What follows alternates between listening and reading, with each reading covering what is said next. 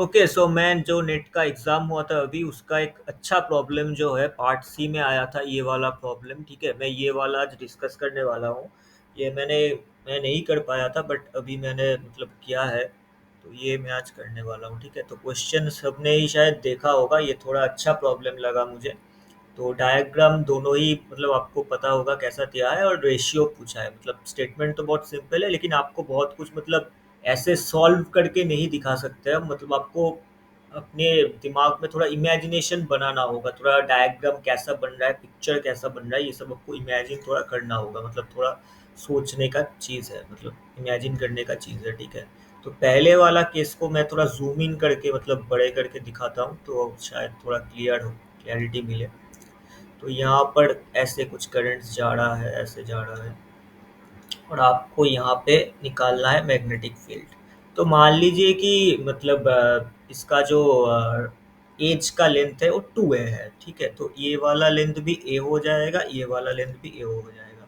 तो पहले बस ये अपर वायर को कंसीडर करते हैं, बाकी तीनों को अभी छोड़ देते हैं, बाकी को बाद में सोचेंगे। पहले इस अपर वायर के ही देख लेते हैं, ये भी कॉम्प्लिकेटेड है। ठीक है, तो देखिए ये जो परपेंडिकुलर डिस्टेंस है अपर वायर से, इसको आप डी मान लो, तो D is equal to simply आपका हो रहा है √2a प्लस ए स्क्वायर। ठीक है, तो देखिए अब इस वायर को थोड़ा जूम इन करते हैं, मतलब घुमा के दिखाते हैं। ठीक है, तो मान लीजिए ये वायर है। ठीक है, और यहाँ से डी डिस्टेंस पे आप मैग्नेटिक फील्ड कैलकुलेट कर रहे हो। मतलब ये जो डी है, यहाँ पे डी डिस्टेंस पे मैग्नेटिक फील्ड कैलकुलेट कर रहे हो। तो ये आपको क्या करना होता है, ये एंगल देखना होता है कि दोनों का एंड कितना एंगल सबटेंड कर रहा है। मान लो कि ये थीटा है। ठीक है, तो देखिए ये डी है, ये ए है, ये सब तो ए है, ये वाला पार्ट ए है, ये वाला पार्ट ए है, क्योंकि एज लेंथ 2 है।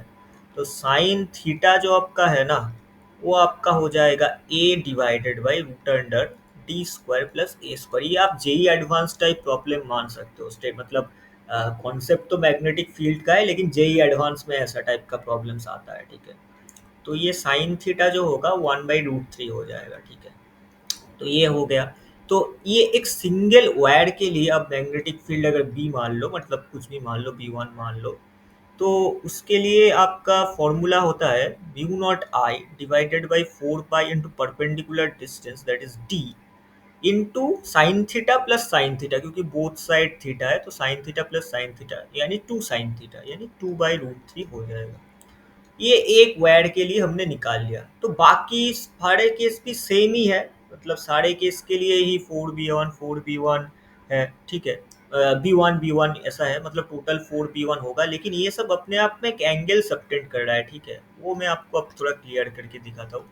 आप ये अपर वायर और ये लोअर वायर मान लो। ठीक है, तो ये जो अपर वायर और लोअर वायर है, इसके लिए आप यहाँ पे कैलकुलेट कर रहे हो। ठीक है, तो इसके लिए आपका ये जब आप कर्ल करोगे, मतलब ऐसे अराउंड आप कर्ल करोगे, तो यहाँ से ये परपेंडिकुलर डिस्टेंस, ये जो परपेंडिकुलर डिस्टेंस है, इसके परपेंडिकुलर जाएगा, मतलब ऐसा कुछ मैग्नेटिक फील्ड का डायरेक्शन होगा। ठीक है, और इसके अराउंड आप अगर कर्ल करोगे, ठीक है, तो यहाँ से ये परपेंडिकुलर डिस्टेंस आएगा, मतलब इसके लिए मैग्नेटिक फील्ड कुछ ऐसा जाएगा। तो दोनों का आपको कंपोनेंट लेना पड़ेगा, क्योंकि वर्टिकल कंपोनेंट तो कैंसिल हो जाएगा, ओनली हॉराइजेंटल कंपोनेंट बचेगा। ठीक है, और बाकी मैं ये दो करके आपको नहीं दिखा रहा हूँ, लेकिन आप इमेजिनेशन में या फिर मतलब खुद से सोच सकते हो कि इसके लिए कुछ ऐसे कर्ल करेगा, इसके लिए कुछ ऐसे कर्ल करेगा। तो इसके लिए भी मतलब सेम ही, मतलब ये जो कंपोनेंट है ना, ये वाला कंपोनेंट अगर आप थीटा 1 मान लो, तो ये थीटा 1 ये वाला कंपोनेंट बस बचेगा, बाकी नहीं बचेगा। ठीक है, तो अगर इसको आप थीटा मानते हो, तो ये होगा 90 माइनस थीटा, ये थीटा, तो ये फिर से होगा 90 माइनस थीटा।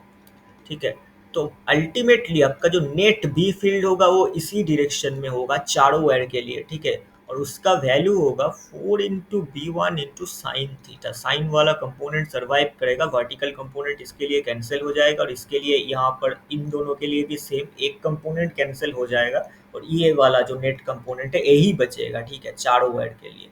तो ये 4b1 साइन थीटा होगा, मतलब 4 × mu not I divided by क्या था, 4 पाई d/√3।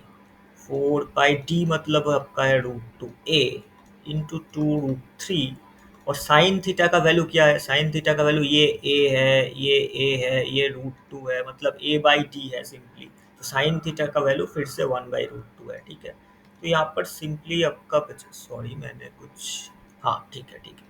तो ये mu not I by √2 cancel हो जाएगा, तो यहाँ पर बस √3 बचेगा, म्यू नॉट आई √3 पाई ए, ठीक है। तो फर्स्ट वाला पिक्चर के लिए ये mu not I by √3 pi a, ये सेंटर में मैग्नेटिक फील्ड बना, ठीक है। अब देखते हैं सेकंड वाला केस। सेकंड वाला केस ज़्यादा कॉम्प्लिकेटेड है, ठीक है।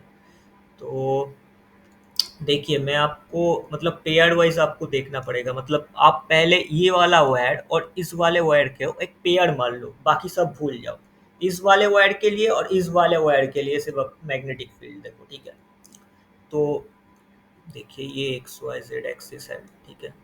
मैं क्यूब बना ही लेता हूँ।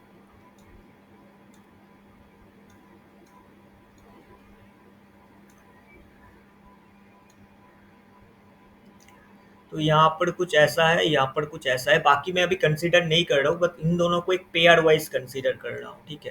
तो आपको सेंटर में बताना होगा कि क्या मैग्नेटिक फील्ड है इसके लिए, ठीक है। तो देखिए ये हमने ऑलरेडी सॉल्व किया हुआ है इस वाले वायर के लिए। इस वाले वायर के लिए मैग्नेटिक फील्ड क्या था, B1 था, और इसका डायरेक्शन क्या था, आप यहाँ पर कर्ल करोगे तो ये वाला डायरेक्शन था आपका मैग्नेटिक फील्ड का। और देखिए अब ये वायर पिछली केस में यहाँ पर था, लेकिन अब यहाँ पर नहीं है, अब यहाँ पर है, तो इसके अराउंड अब कर्ल करोगे तो ये भी सेम डायरेक्शन में जाएगा, ठीक है। ये भी सेम डायरेक्शन में जाएगा, तो नेट मैग्नेटिक फील्ड यहाँ पर 2B1 हो जाएगा, राइट।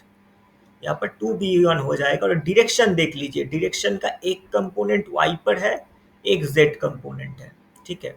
तो इन दोनों के लिए हमने मैग्नेटिक फील्ड ढूंढ लिया है और B1 का वैल्यू हमें पता है ऑलरेडी, ठीक है। अब देखिए, अब मान लीजिए इन दोनों पेयर्स के लिए लेते हैं, इन दोनों के लिए, इन दोनों के लिए, ठीक है। तो फिर से एक डायग्राम बना लेते हैं पहले। सॉरी,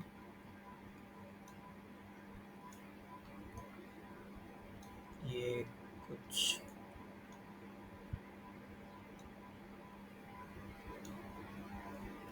ये डायरेक्शन क्या था, ये यहाँ पर था, ये पॉइंट था, ठीक है। तो ऐसा कुछ था, ठीक है। आपको फिर से सेंटर पे निकालना है। देखिए इसके लिए जैसा था ना बस वैसा ही है, आपको बस डायरेक्शन फाइंड करना है कि किस डायरेक्शन में जा रहा है, ठीक है। तो इसके अराउंड आप कर्ल करोगे तो ये कुछ इस डायरेक्शन में जाएगा, मतलब एक एक कंपोनेंट जो जाएगा वो -x डायरेक्शन में होगा, एक कंपोनेंट z डायरेक्शन में होगा, ठीक है। और इसके लिए भी अगर आप कर्ल करोगे, मतलब ऐसे कुछ घुमाओगे, तो इसका भी सेम है, एक कंपोनेंट x पे -x पे जाएगा, एक कंपोनेंट z पे जाएगा।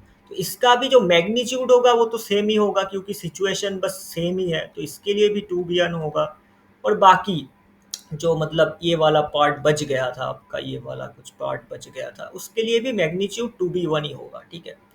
लेकिन अब आपको देखना है कंपोनेंट्स, क्योंकि ये ऑर्थोगोनल कोऑर्डिनेट सिस्टम तो नहीं बना रहा। तो देखिए हर एक के लिए एक, मतलब पहले वाले केस के लिए देख लेते हैं, ये वाला केस, सॉरी ये वाला केस। इस वाले केस के लिए देखिए मैग्नेटिक फील्ड का डायरेक्शन इस डायरेक्शन में था, मतलब एक वाई कंपोनेंट था, एक वाई कंपोनेंट था और एक जेड कंपोनेंट था, ठीक है। अब आप कहाँ गया, ये वाला जो केस मैंने डिस्कस किया, ये वाला इसमें एक -x डायरेक्शन में था, एक जेड डायरेक्शन में था।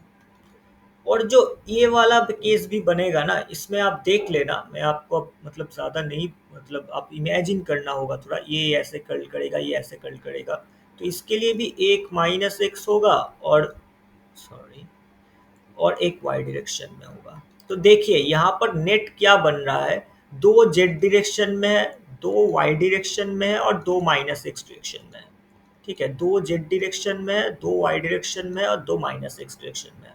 अब हर एक डायरेक्शन में कंपोनेंट क्या है, कंपोनेंट अब देख लेना, 2B1। और ये देखो ये एक मतलब परपेंडिकुलर कोऑर्डिनेट सिस्टम है, तो यहाँ पर जब कंपोनेंट लगोगे ये एंगल थीटा बनेगा, अगर ये थीटा हुआ तो ये थीटा हुआ, ठीक है। तो मतलब यहाँ पे इसका डायरेक्शन ऐसा है, इससे परपेंडिकुलर है, और ये ए है, ये ए है, ये √2a है, मतलब ये 45 डिग्री है, ठीक है। तो ये भी 45 डिग्री होगा, ठीक है। तो हर एक के लिए ये जो कंपोनेंट है, जो मतलब z कंपोनेंट बोल लो, y कंपोनेंट बोल लो, x कंपोनेंट बोल लो, -x कंपोनेंट, इसका वैल्यू होगा 2B1 into sine theta, that is 1/√2, मतलब पहले वाले केस के लिए भी जैसा हमने किया था, ठीक है। ये 4b1 साइन थीटा था और साइन थीटा हमने थीटा कंपोनेंट लिया था, 1/√2 लिया था, ठीक है। तो यहाँ पर भी सेम √2b1, मतलब नेट जेड कंपोनेंट, ये बोल रहा हूँ net Z component, net Y component वो भी होगा √2b1, और नेट माइनस एक्स कंपोनेंट ये भी होगा √2b1। अब ये एक ऑर्थोगोनल कोऑर्डिनेट सिस्टम है, परपेंडिकुलर कोऑर्डिनेट सिस्टम है, ठीक है, क्योंकि आप जेड वाई एक्स में डिवाइड कर चुके हो। अब आप मैग्नेटिक फील्ड निकाल लो, जस्ट सिंपली या पिथागोरस थ्योरम लगा दो, ठीक है। तो यहाँ पर √2b1 square plus √2b1 square, ठीक है। तो यहाँ पर आपका क्या होगा, 2 मतलब √6b1, ठीक है। तो यहाँ पर आप करोगे तो μ0I divided by root sorry pi a, ये आ जाएगा, ठीक है। तो इसके लिए आपका जो मतलब ये जो वैल्यू है ये √3b0 है। तो इसको थोड़ा मतलब आप इमेजिनेशन करना होगा, ठीक है, मतलब इमेजिनेशन से ज़्यादा आप कुछ कर नहीं सकते। तो इसके लिए आपको थोड़ा इमेजिनेशन करना होगा, क्योंकि ये अच्छा मैं आपको एक बार दिखा भी देता हूँ, ये 2b1 था, मैं आपको एक वैल्यू भी अपने पर दिखा देता हूँ। b1 क्या था, μ0I divided by 2πd√3, okay. So μ0I 4πd था √2a, और यहाँ पर था 2√3, ओके। ये 2b1 का वैल्यू लिख रहा हूँ मैं, μ0I डिवाइडेड बाई 2/√3, अच्छा एक्स्ट्रा 2 मल्टीप्लाई है, ये v1 का वैल्यू था, ठीक है। तो यहाँ पर क्या होगा, μ0I बाई √6 पाई है, ठीक है। तो ये 2b1 का वैल्यू था, ठीक है। सॉरी, तो मैंने थोड़ा गलत लिखा है इसको, आप b1 को आप b1 प्राइम मान लो, ठीक है। तो b1 प्राइम का आप कंपोनेंट ले रहे हो, ठीक है। तो दो जेड कंपोनेंट है, तो इसके लिए हमने दो मल्टीप्लाई किया 2b1 प्राइम, देखिए दो जेड कंपोनेंट था, ठीक है, दो जेड कंपोनेंट, दो वाई कंपोनेंट, दो एक्स कंपोनेंट। तो 2 × 1/√2 इंटू b1 प्राइम जो था, ठीक है। तो ये b1 नहीं, ये b1 प्राइम मान लो, b1 prime is equal to 2b1, ठीक है, ये है b1 प्राइम इज 2b1, और इसका आप दो जेड कंपोनेंट ले रहे हो तो इसलिए मल्टीप्लाइड बाई 2, और कंपोनेंट ले रहे हो तो 1/√2, ठीक है। तो ये प्राइम है, ठीक है, ये b1 प्राइम इज √2b1, तो ये भी प्राइम है, b1 प्राइम, ये प्राइम है, ये प्राइम है, √6b1 प्राइम, ठीक है। तो ये μ0I/पाई ये हो जाएगा, और ये √3 आपका b0, मतलब पहले केस के लिए जो b0 था उसका √3 टाइम्स आएगा, ठीक है। तो ये थोड़ा एक एडवांस प्रॉब्लम लगा मुझे, मतलब जेई एडवांस टाइप प्रॉब्लम आप बोल सकते हो, ठीक है। तो ये एक अच्छा प्रॉब्लम था, बाकी सब तो आंसर की मुझे सही लगा है, बट वो 3.5 मार्क्स में जो स्पिन वाला पार्ट है वो मुझे थोड़ा डाउट है, पता नहीं, क्वेश्चन का फ्रेमिंग थोड़ा रॉन्ग लग रहा है मुझे, बाकी सब ठीक ठाक ही लग रहा है। तो चलो ठीक है, थैंक यू।